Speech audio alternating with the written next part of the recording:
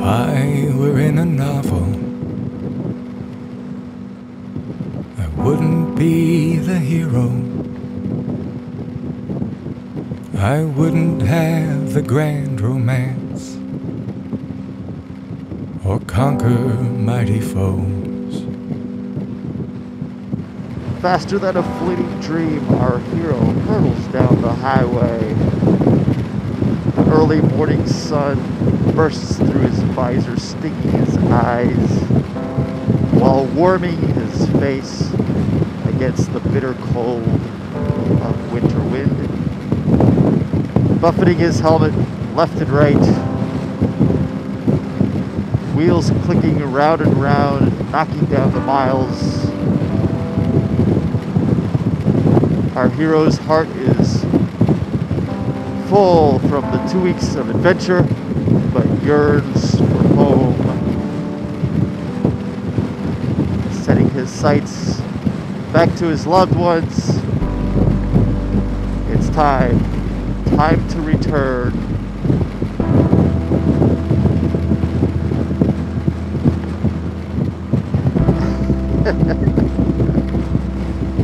Woo!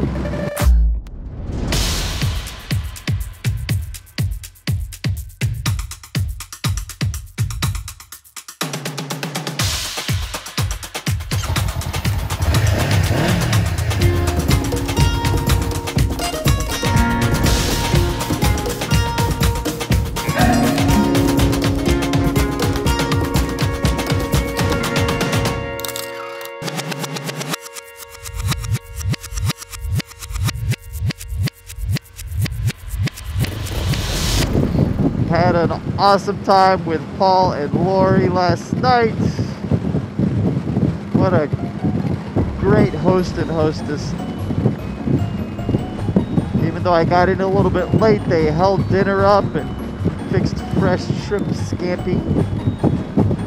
Oh, it's delicious after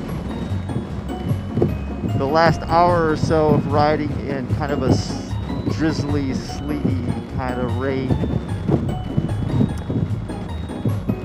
Warm bed, good company, and I'm back on the road today. Heading to Atlanta. Gonna stop in and visit with my friend Scott. You might remember Scott was in my Blue Ridge Parkway video adventure. He's an awesome guy. Fantastic rider, and he also rides a CB500X, so he must be a pretty good guy. Anyway, mostly just another day of knocking down the miles. I got 515 to go today. It's going to be a long one. It is very chilly out. But I've got my gear on and I'm ready for it. Tomorrow, big day, returning home. Can't wait to see Cammie. Can't wait to be back in Charleston. So, the journey is coming to an end. I don't wanna be lonely when winter is freezing and trees start to bolt. And I don't wanna be sitting alone in a room that's just filled with my soul.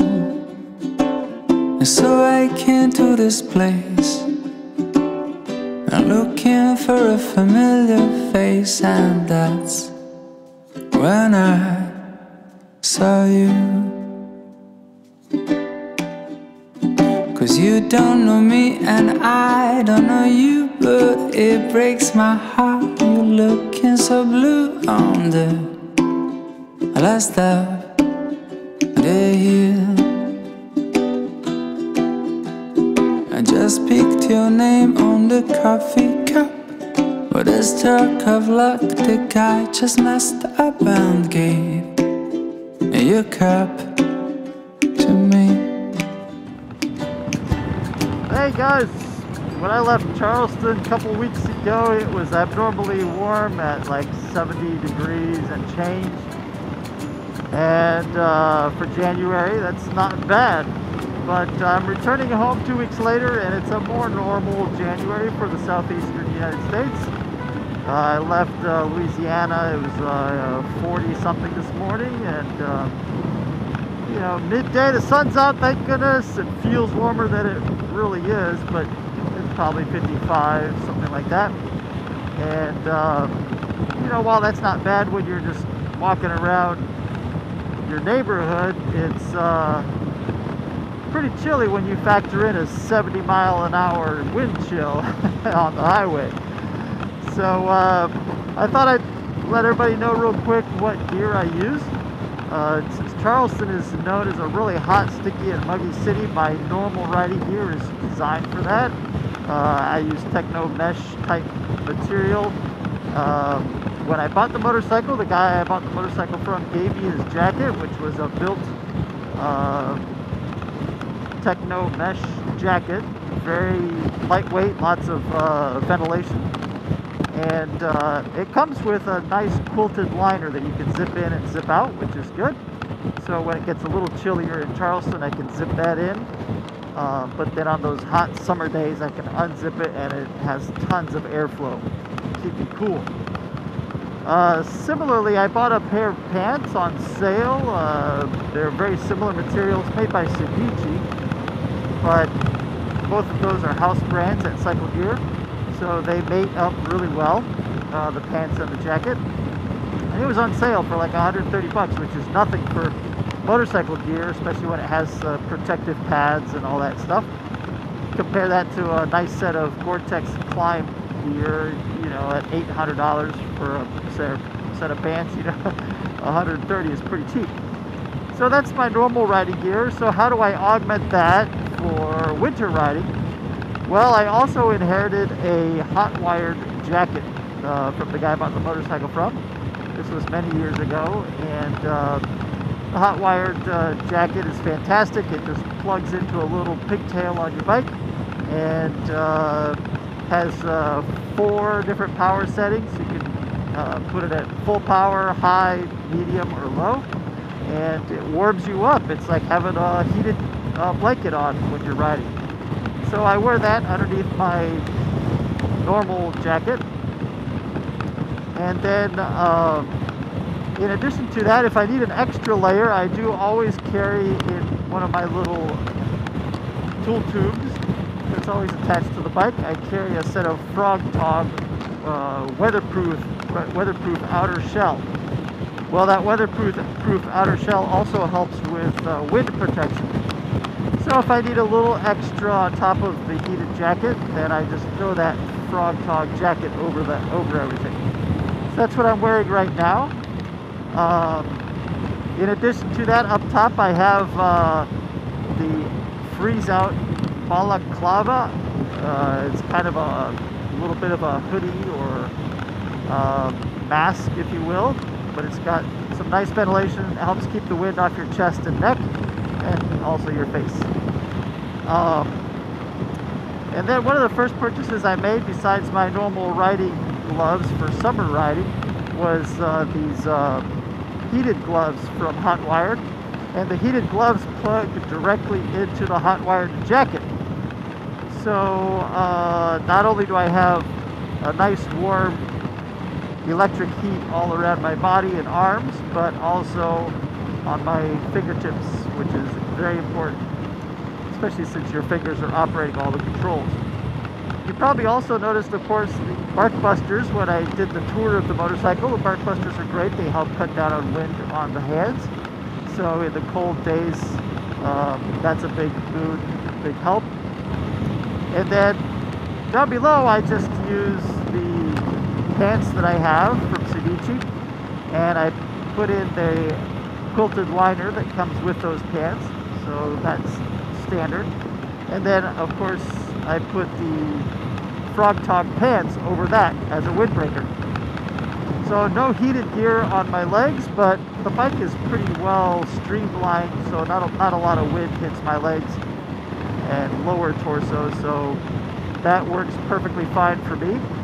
However, my feet do get really cold, so I do have a set of insoles from Hot Wired, and they also plug into a pigtail on the side of the bike that I've attached. And they have a control that has 3 power settings, and so those keep it's an insole inside my boot with a little wire that comes out, and that keeps heat running to my feet. So with the extremities taken care of, my toes, my fingers, all that stays warm, and my core, which of course is very important, stays warm, and all that blood pumps from my core through my arms and legs and to my toes and fingers and back. And so between those various devices, I stay pretty toasty, nice and comfortable. You know, like I said, I'm doing what, 70 something right now, 79, 78, and it's 55 in the sun, and so with the wind chill factor, that could be pretty chilly, but I am quite toasty, just rolling along, happy as a lark. So I'll link in the show notes below the items that I use if anybody's interested, but they work great for me. Some of it was hand-me-downs, so what little I have purchased didn't break the bank. But even so, I think it's all pretty affordable stuff, and I recommend it. So just my little tips for today on riding in cold weather. And in a couple hours, I guess about 3 more hours, I should be in Atlanta, visit with my buddy Scott, and meet his family, and then tomorrow we get to ride back to Charleston. So, getting closer to home. Woohoo! All right. Come on. Yeah.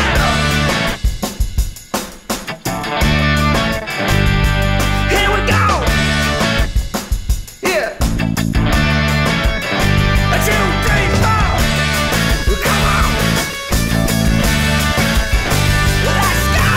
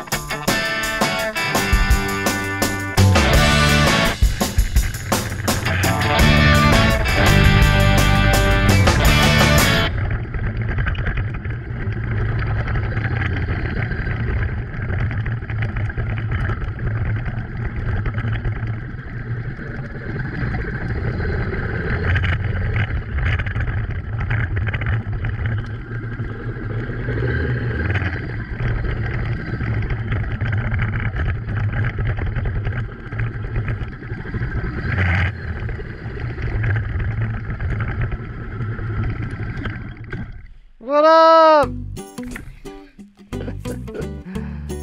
Oh.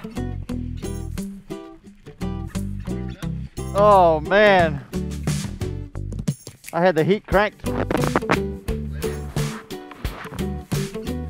Oh, we made it to Atlanta. Scott's here. Look at the bikes. The twins. The twins. Trinity. Have you named yours? Not officially. Oh man. And what's this you've got for your son? This 2017 Honda Rebel 300. And it's very similar? It's got some, Honda shares parts across different bikes, but for the most part, it's its own animal. Huh. It's a completely different riding experience from what we're used to. Does he like it? He loves it. You got riding a lot? We're starting. He's still learning. Cool. Awesome. I'm at Scott's place. Thanks for letting me crash. Yeah, man. Glad to have you. I'm hungry. Let's go eat. That's right. All right.